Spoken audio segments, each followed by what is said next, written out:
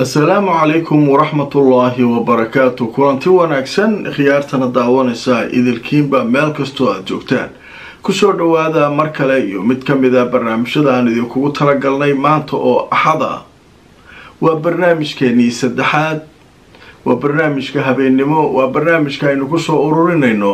macluumaadka wararkii ugu waaweynaa ee dhacay saacadihii la soo dhaafay.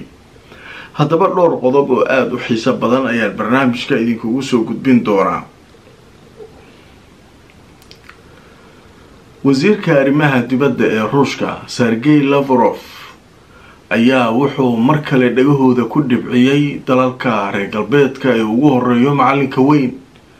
in madaxweyne Putin ay ka go'an tahay hubka halista ah uu haysto inuu dunida kale u qaybiyo gaar ahaan dawladaha necab macalinka weyn iyo xirtiis. waa arrin markaa aad u yaab badan. ogaada adiku Ukraine ma soo siiseen hub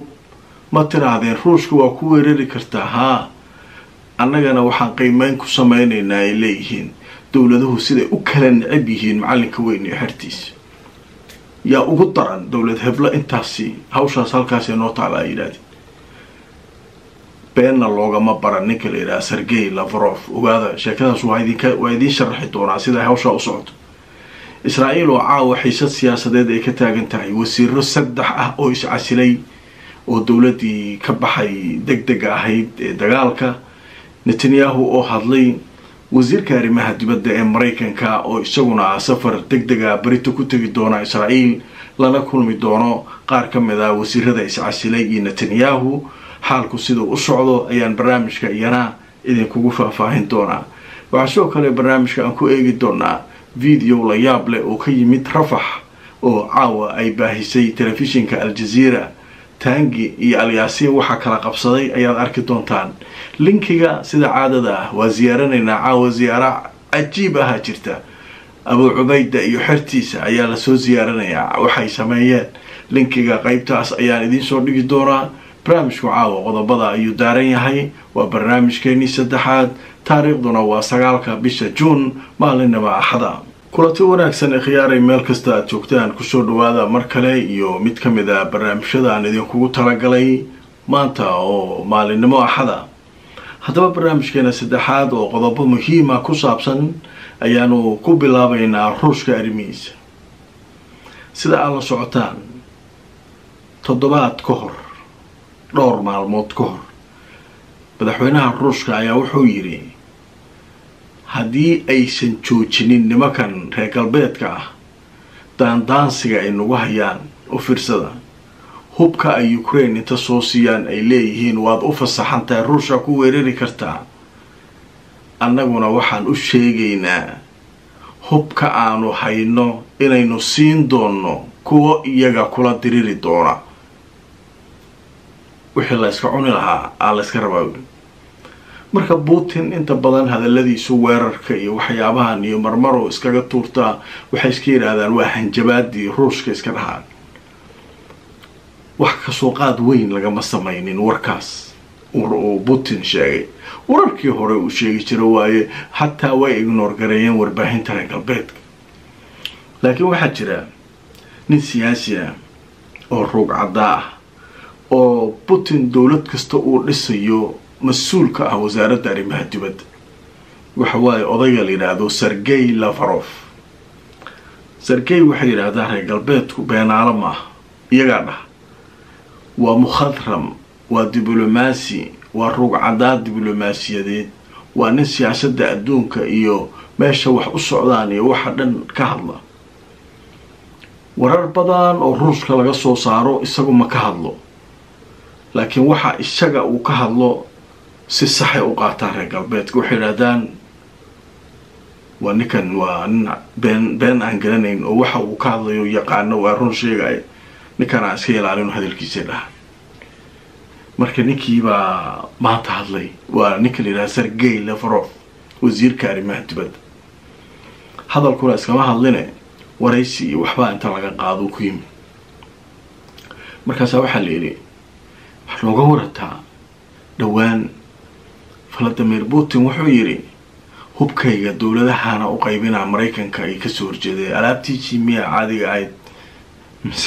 mise waxa la yiri sheekadu waa baraka malawa say wax u jiraan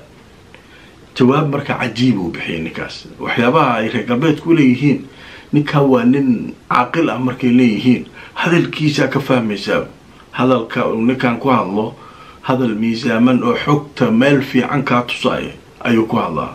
haddaba marka muxuu yiri Sergey Lavrov wakaalada wararka ee wadanka Ruushka la yiraahdo Sputnik ayaa waxay leedahay wasiirka arrimaha dibadda ee Ruushka ninka la yiraahdo Sergey Lavrov ayaa axadii oo maanta ahayd waxa uu xaqiijiyay in reer galbeedku ay heleen sida uu yiri fariinta madaxweyne Putin ee ku saabsan suurtagalnimada in hubka Ruushka la geeyo dalal kale oo caalamka ah isagoo ku macneeyay in la maqlay lana fahmay Lavrov wuxuu yiri intii lagu guda jiray waraysigii laga qaadayay shaki igaga ma jiro inay maqleen reer galbeedku wax shaki ahna kama qabo reer galbeedku inay fahmi doonaan hadalka Putin fiiri hadalku ku hadlay waan gab iyo annaga hadaan nahay madaxweynaha ku raacsannahay waxaas ma jirto waan filayaa inay maqleen reer galbeedka hadalkiisa macnaha waa run waay arintu waa serious waay wuxuu kaloo yiri waan filayaa inay fahmi doonaan hadalkan macnaha aniga markaa ku dhawaaqo waxaan inaysan ciyaar ka ahayn Putin warkiisa meel u saaran yahay u fiirsada waxa la qaybinaa marka hubka la qaybinaa muxuu kulli nuclear horta hadda ayagu ma dhiibin macnaha Ukraine inta la siiyay nuclear Ruushka ku dhufo maysan dhihin reer galbeedka laakiin waxay siiyeen hub kale Soomaa Putin marka waxa leeyahay falanqeeyaashu isagu muxuu bixin doonaa isagu hadalkiisu ma kala saaray ma yiri hubka aan halista ahayn wixii ka soo haray ayaan qaybinaa ma dhahay may hubka aan haysano oo wax dili kara waa dhiibayna wax dili kara meeqa wax dili karta nuclear wuxuu dili karaa taas marka waxa leeyahay Putin hadii la kululeeyo oo hubkaan reer galbeedku ay ku kululeeyaan nuclearkiisu inta rakibto dawladana u kala qaybiyo asaga hadii lagu soo dhuftana asna uu wuxuu soo gaaro ku dhufana dagaal u aada ninkaas waa wixii waa cadayst saasay khibrad leeyahay marka waxa kale oo khibrad leeyahay yaa ka faa'iideysanay dawlad kasto saaxiib la Putin waasinaale Iran number 1 fartook saara nuclear samaysashadeeda maxay tahay waa ka soo diyaarsanaa waa kara chacha farta laga saara waloo dhiiba gacanta laga gelinaa haye dawladaha kale yaa kamid ah marka dawlad kasta oo nacayb uu kala dhaxeeyo macalinka weyn oo dhibaateeyay ayaa iyadana loo dhiibaa waxa lagu soo daray listiga marka dadka falanqeeyaasha ah listiga waxa ku soo dareen maalin hore barnaamijka aniga inta ka sii daayay showgeyga ka sii daayay barnaamijkaas muxuu ahaa inuu Putin aqoonsanayo Afghanistan fiirsada meesha uu ka baqaa marka macalinka weyn xirtiis halkaas waay Iran waxa taa waxa ma lagu jeedo nimankii Taliban ahaa inuu aqoonsado rabaa lama caamilo maartay hub iyo waxa isdhaafsadaan oo siyo rabaa barnaamijka ka sameeyay in xasuustaan oo maleena hadda dadka wax falanqeeyana way ku soo dareen meelaha halista badan ka imaan karto oo Putin oo hubka haduu geeyo lagu kala tagaayo xagaasa kamid ah leey marka Putin hal dhaafway diideen wuxuu leeyahay ninka la yiraahdo Sergey Lavrov hawshu halkaasi ay kasi dhacaysa marka la socdo leeywan waxaan u malaynayaa inay fahmi doonaan hadalka Putin oo leey inay dhageysteenna waan filayaa erayada loo isticmaalayo ahba waxay yihiin erayo aada cajiiba waa ka soconaynaa marka qodobkaas waa arki doonaa wixii falcelina reer galbeedku iyaguna ay ka sameeyaan hadalkii hore ee Putin uu arrintan ka sheegay iyo wax weyn kama soo qaadin laakiin ninkan waa idin sheegay way ka soo hadli doonaan waa Sergey Lavrov hadalkiisa runa u qaataan ninkan nin caadi ma aha waayahay waa ka gudbeynaa marka wixii dhaco arkeen adduunyadaas ay u socoto jawigeedu ma fiicna ilaahay khayr ha nasiiyo oo maaragtay ha naga badbaadiyo sharta gaalada iyo dhibaatada ay isu maleegayaan in ilaahay dadka muslimiinta ka badbaadiyo ku ducaysta Israa'iil marka caawa qasan ninkii hadda ka horaadii ku eri Gantz wuxuu yiri 8 bisha u qabtay June wixii ka dambeeyay haduu waa iscasilayaa ninkaas hore waxa idin kugu sheegay iscasilaadiisu waxba kama dhibaysan ninkan Netanyahu dawladda kama ridayso waxa uu wato haduu xildhibaanadiisa la baxan waxba ka tarimayaan laakiin haduu koox kale salfado iyo waxba marka meesha ka soo bixi karaa laakiin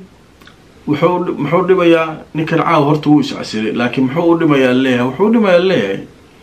xogaa culays siyaasadeed u saaraa mudaharaadyada haddaba looga soo horjeeday Netanyahu hadduu ka soo qayb galo oo dad badan soo abaabulo oo wax badan ka shaqeeyo oo mucaaradkii oo dhan isku soo dubarido oo dadka nafarta ugu fiiqo yiraahdo ninka safqada diidan oo heshiiska diidan waa ninkan Netanyahu leeyahay dana siyaasadeed ka dhex jeeda maaragtay danta Israa'iil ma wado dantiisu wada xogaa marka hawsha hadduu dhanka u wareego khatar weyn u keeni karaa laakiin khatar hadda muuqata oo isla markiiba dawladda dhibaato u keenaysa meesha kama jirtaan marka aan dul marno marka hore cidda iscasishay ilaa 3 wasiir oo xilligan aan idila hadlayo ayaa iscasishay ayaa leeyahay waxay kala yihiin halka marka ku ogaanayna waxa ugu horeeya ninka la yiraahdo Ben Gantz ninka la yiraahdo wuu iscasilay wuxuuna ka tirsanaa xukuumadda dagaalka Israa'iil haddaba waxa leeyahay xubin ka tirsan golaha dagaalka Israa'iil oo la yiraahdo Ben Gantz ayaa shir jaraa'id qabtay wuxuuna sheegay inuu iscasilay oo xukuumaddii degdega ahayd uu isaga baxay haddaba waxyaabaha ugu waaweyn uu ku haysto waxaa ka mid ah annaga wuxuu yiri markii hore dawladdan dagaalka waxaan uga qayb galnay ma ahayn isbahaysi siyaasadeed ee Netanyahu aan ka rabnay laakiin waxay ahayd arrimo ku saabsan dagaalka iyo wadanka iyo xaaladiisa in la badbaadiyo markaan aragnay marka sida ay wax loo wado iyo Netanyahu inuu wixii oo dhan isku soo koobay oo wixii oo dhan dana siyaasadeed dagaalka u bedelay heshiisyadii in la qaato qaarkood uu diiday saasaan uga baxan u leeyahay ninka Gantz marka fakarkaas u istaagay markuu isagu ku dhawaaqay wasiiro isaga ku xisbi ah oo maaragtay iyaguna qaybo ka mid ah dawladda ayaa iyaguna sheegay inay ka baxeen haddaba waxa ka mid ah ninka la yiraahdo Eisenkot wuxuu sheegay inuu iscasilay oo ka baxay xukuumaddii degdega ahayd ee Israa'iil xubin ka tirsan golaha dagaalka ayuu ahaa ninka la yiraahdo Eisenkot wuuna iscasilay xubinnimadii uu ka tirsanaa golaha wasiirada uu isaga baxay isagoo raacay ninkii madaxda u ahaa xisbigiisa Gantz kaasoo isaguna iscasilay oo markaa ka baxay sida ay sheegeen waayahay marka labadaas marka way iscasileen labadoodii oo haddana laga sheekeynayo oo warbaahintii hadal hayso ayaa haddana waxaa la sheegayaa in maaragtay xubin saddexaad ay haddana uu iscasilay haddaba Al-Jazeera ayaa goordhow waxaa qortay sheeko ku saabsan wasiir ka tirsan xukuumadda Israa'iil oo la yiraahdo Hayla Tarawibi ayaa isna iscasilay oo maaragtay kana tirsan xisbiga Gantz iyo xisbigooda ka tirsan marka waxaana uu raacay wadadii uu maray Gantz iyo Eisenkot oo ay isku xisbi ahaayeen ayay u xidhaadeen waa ka baxay hawshaas marka halkaasay martay nimanka kanu marka waa niman noocay ah horta ninkan Gantz la leeyahay iyo Netanyahu maxay ku kala duwan yihiin Mustafa Barghouthi nin la yiraahdo oo siyaasi weyn oo reer Falastiin ayaa hadda dhow waxaan ka daawanay Al-Jazeera wareysanaysa waxa la yiri ninkan horta muxuu adika Falastiini oo nimankan kala yaqaanay waxa Soomaalidu ay ku tilmaanto ma garanay marka la yiraahdo waxaasu waxba isma dhaamaan oo kale waa dameer iyo dhagihiisa oo kale sidii oo kale u dhahay wax ay isdhaamaan labadooda malaho ilaa gaanjiskaaba daran u dhahay ninka gaanjiska la leeyahay aaba mashiidisan u dhahay oo dhiigyacab kala ah oo ka daran qarsuu noqonayo Netanyahu-gan hadda gabgabta ay qarsan noqonayo kan hadduu yimaado marka hadda muxuu rabaa liina marka sababta wuxuu kursigu ka rabaa kursigu inuu ka turturo wuxuu u arkaa fursad Mareykanka asaga inuu isku diro dadka ku kiciyo hadda meediyaha waxay u sheegaan uu yiri inuu isagu ka dhibca badan yahay Netanyahu marka dagaalku waa dhexdooda u dhahay oo macnaha wax kursi iska tuuranaya iyo waxyaabahaas uu ninkan wata maahane wuxuu ugu daraynaa Falastiin iyo waxa kan ma jiraan u dhahay wax inuu ka daro maahane waxba nooma keenaan waxaynu kala duwan yihiin mare ninkaas marka si fiican u taxliiliyay magaalada Ramallo joogay Al Jazeera marka wareysatay marka waxay ahayd sheeko la yaab leh oo maartay ka soo korortay Israa'iil iyo wax socda بريتو marka waxa leeyahay waxa ku wajahan inuu Israa'iil tago ninka la yiraahdo Antonio Blinken wasiirka arrimaha dibadda ee Mareykanka Antonio Blinken isagu yahuudnimadiisa ma baqarsado markii ugu horeysay October ay dhacday oo dagaalku dhacay dad badan la qafaashay aniga yahuudiyaan ahay ku faaray airport markuu tagay ninka wixii ma baqarsado waasay inuu yahuudi yahay Mareykan yahay wasiirka arrimaha dibadda yahay yahuudda la safan yahay wuu sheegaa laakiin inta badan isagu fariimo keenaa isagu fariimaha dawladdu ay soo dhiibto ayuu nimankan u sheegaa marka wakaaladda wararka ee journalka yiraahdo Axios ee Mareykanka ka soo baxa ayaa wuxuu leeyahay Brito ayuu ku wajahan yahay wuxuu la kulmi doonaa Blinken ninka la yiraahdo Gantz iyo Netanyahu waa labada nin is hayo way ninka iscasilay caawa iyo Netanyahu labadaas la kulmi doonaa wuxuu kala kulmi doonaa ma naqaano heshiiye muu dhihi doonaa ma garanayno hawshaas intaas shaqadaas loo soo diray degdeguna Brito ku tagi doona Israa'iil warkaas isna soo kordhay way caawa marka Al Jazeera waxa laga baahiyay video kamida videoyaashii ugu dheeraa Rafah mudooyinka laga soo diray ilaa dhowr maalmood videoyo waaweyn ma soo bixin marka videogan caawa la baahiyay Rafah ayuu ka midaaliyay waxa ka dhacaya meesha waa yaabaysan nimankaas taangi waa ka leeday taangi wixii ahaa Merkava waaye iyo kan waaye wuxuu raba ha ahaade il iyo aragtiyaba ka dhaxaysa nimankan muqaawamada waxa taangi ay gubeen waxa taangi la baabi'inayo ina wuxuu soo qoray wuxuu yiri war waxaan taangi la baabi'inayo rumuud may ku shaqeeyaan aawad dadkii la socduudha annaga waxaan loo sheegi jiray kulaha taangiyada ugu yaraan 10 qof inay ku dhex jirto oo maartay gudihiisa ka shaqeysa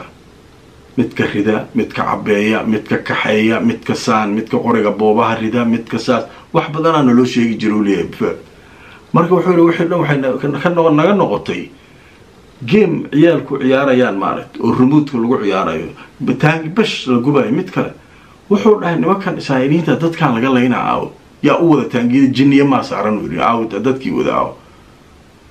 dadkan waa leedeen oo leesha meeshan anagu waxa aragnaa kaliya dadkay baabi'inayaan Allah u naxariisto kuwaas